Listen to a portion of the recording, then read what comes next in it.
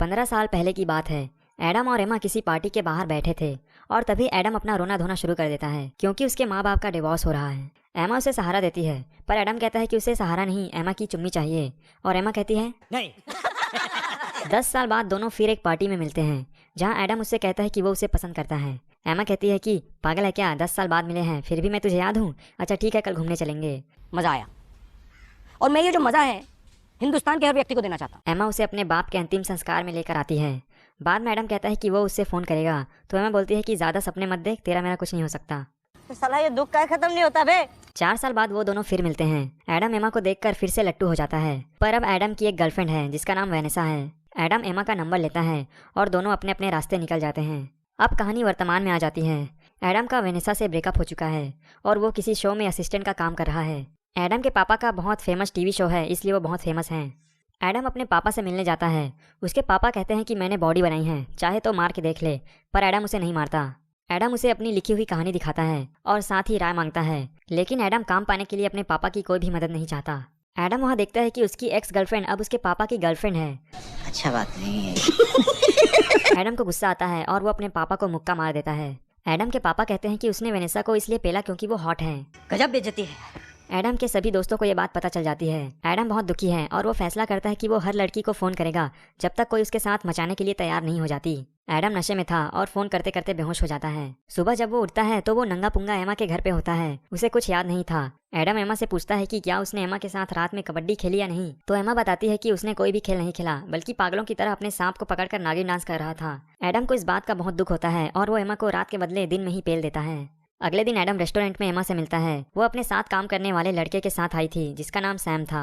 उसके जाने के बाद एडम अपने दोस्त को बताता है कि उसने एमा को पेला था जिसमें उसे बहुत मजा आया। बाद में एडम एक गुब्बारा लेकर हॉस्पिटल चला जाता है जहां एमा काम करती थी।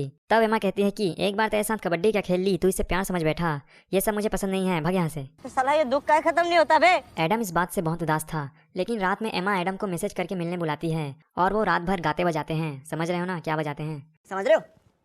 समझ रहे हो? सुबह एमा कहती है कि वो दोनों बिना एक दूसरे से प्यार करे सिर्फ गाएंगे और बजाएंगे। एडम कहता है कि उसे ये मंजूर है, लेकिन साथ ही ये भी कहता है कि एक न एक दिन उन्हें प्यार तो हो ही जाएगा।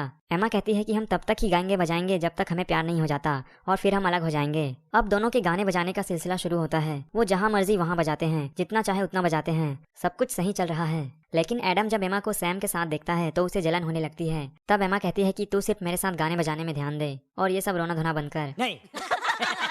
बाद में सैम और एडम की बात होती है जिसमें सैम कहता है कि साला तू तो अपने बाप के पैसों से जिंदगी जी रहा है और मैं जानता हूँ कि तू एमा के साथ गाता बजाता है, जितना बजाना है बजा ले, लेकिन याद रखना कि शादी तो उसकी मेरे साथ ही होगी और तब तू बारात में बैंड बजाना। इसके बाद एडम एमा के साथ निब्बा निब्बी वाली हरकतें शुरू कर देता है, जैसे खाने का सामान लाना, चिपक के सोना, लेकिन एमा को ये सब पसंद नहीं आता और वो कहती है कि साले तेरे को उंगली क्या दी, तू तो कान में मुतने लगा, तू छुट्टी ले और किसी और के साथ गाना बजा। गजब बेइज्जती है। और इतनी बेइज्जती के बाद एडम वहाँ से चला जाता है। वो 2 हफ्तों तक एमा से नहीं मिलता।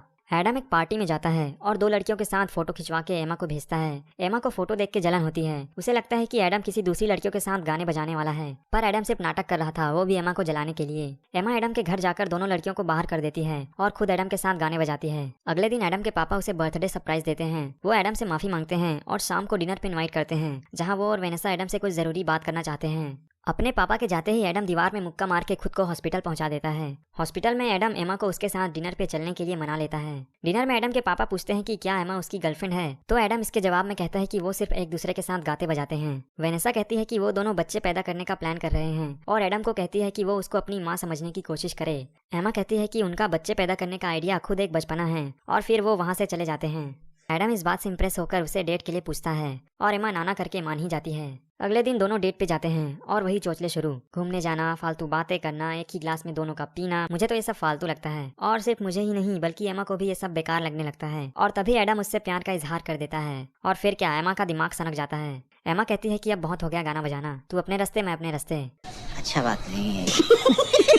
मुझे याद तो नहीं है कि इस लड़की का नाम क्या है, पर ये एडम के साथ काम करती है। वो एडम को बताती है कि उसकी लिखी हुई कहानी उसे पसंद आई है और उसने उसको आगे भेज दिया है और वो सेलेक्ट भी हो चुकी है। एमा अपनी बहन की पार्टी में उदास थी। तब उसकी बहन कहती है कि वो एडम को फोन करे। एमा एडम को फोन करती है, पर एडम कहता है कि उसे अब उसके साथ बाजा नहीं बजाना और वो फोन को काट देता है। अब एमा को लगता है कि उसे भी एडम से वही फालतू का प्यार व्यार हो गया है और वो एडम के घर चली जाती है। एडम उसी औरत के साथ गाने बजाने का प्लान करता है जिसका नाम मुझे याद नहीं। एमा दोनों को आता देखकर झाड़ी में छुप जाती है और रोते रोते वहाँ से चली जाती है। एडम उस लड़की को बजाने ही वाला होता है कि वेनेसा का फोन आता है और वो बताती है कि उसके पापा हॉस्पिटल में हैं और एडम बिना उसे बजाए वहाँ से निकल जाता है। हॉस्पिटल के बाहर वेनेसा एडम को कहती है कि अपने बाप को संभाल, मैं उस बुढ़े को और नहीं झेल सकती। अंदर हॉस्पिटल में एडम का बाप ज्ञान पेलता है कि बेटा प्यार सोच समझ के नहीं होता और इसके आधे का मैं भूल गया। सीधा मतलब ये है कि तू एमा को फोन कर और फिर उसके साथ गाना बजाना शुरू कर दे।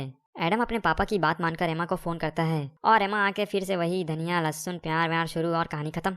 खत्म। Bye bye, tata, goodbye, गया। लेकिन एडम उस रात जिस औरत को बजाने वाला था उस औरत को एडम का बाप उसकी माँ बनाने की तैयारी कर रहा है। इस कहानी से तुम्हें कुछ भी सीखने की जरूरत नहीं है। बाय।